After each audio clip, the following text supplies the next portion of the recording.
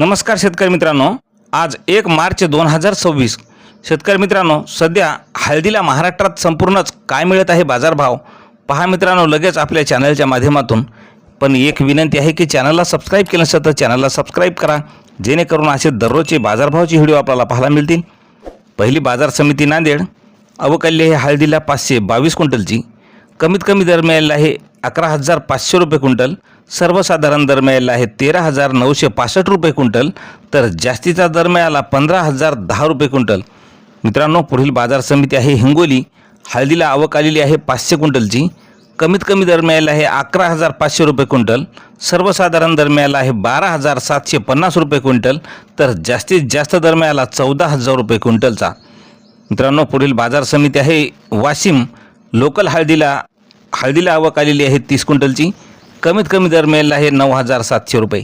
सर्वसाधारण दर 14,000 11,400 रुपये, तर जास्तीचा दर मिळाला 13,950 रुपये। मित्रांनो, पुढील बाजार समिती आहे सांगली राजापुरी हळदीला आवक आलेली आहे 11,153 क्विंटलची। कमीत कमी दर मिळाला 12,300 रुपये।